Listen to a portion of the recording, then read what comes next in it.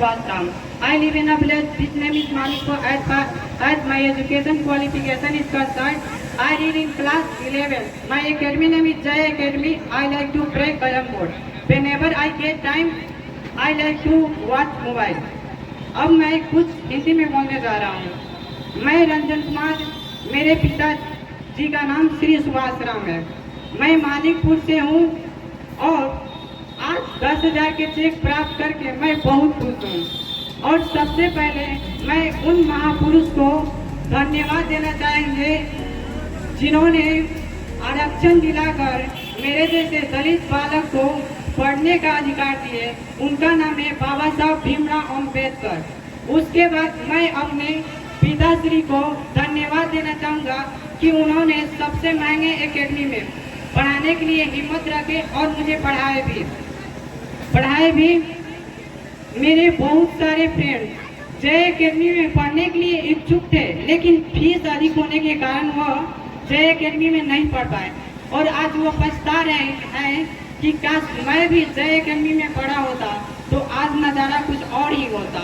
मैं भाग्यशाली हूँ कि मैं जय एकेडमी का छात्र हूँ और हमें ये अच्छी तरह से मालूम है कि जय सर एक IAS एक्सपायरेंट है और यदि बच्चा को इनके नॉलेज का 1% भी ज्ञान प्राप्त हो जाए तो वह मैट्रिक टॉप कर सकता है।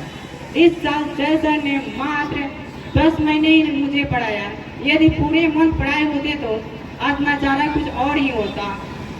मैं जय सर को बहुत धन्यवाद देना चाहता हूँ कि इन्होंने कम समय में पढ़ाकर मुझे इतना अधिक नंबर दिलाए। और एक बात मैं और आपसे बोलना चाहूँगा कि जब मैं एकेडमी में पढ़ रहा था तो मेरे बहुत सारे फ्रेंड मुझे मोटिवेट करने की जगह डिमोटिवेट कर रहे थे और बोल रहे थे कि तुम जय एकेडमी में जाके फंस गया है और तुम्हारे सर नए हैं, उन्हें इस पढ़ाई के बारे में कुछ मालूम नहीं है और तुम मैट्रिक में अच्छा मार्क्स भी नहीं ला सकता है, जिसके कारण मैं डिमोटिवेट होकर रोने पर भी विवश हो जाता था।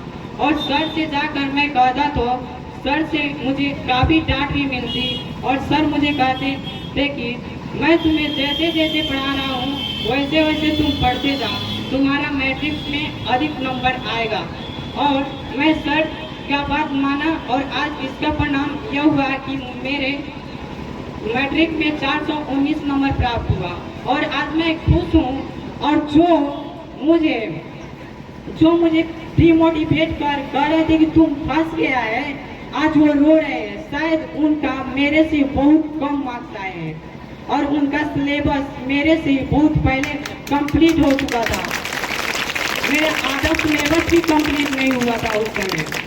और एक बात और आपसे हम बोलना चाहेंगे, जब हम एकेडमी में पढ़ते थे तो सर इस प्रकार लेक्चर देते थे कि चैप्टर 95% वहीं पर कंप्लीट हो जाता था और 5% के लिए यह खुद अपने हाथों से नोट्स लिखकर आसान भाषा में बच्चों को प्राप्त कराते थे, जिससे 100% क्लियर हो जाता था और 1% भी डाउट नहीं बचता था।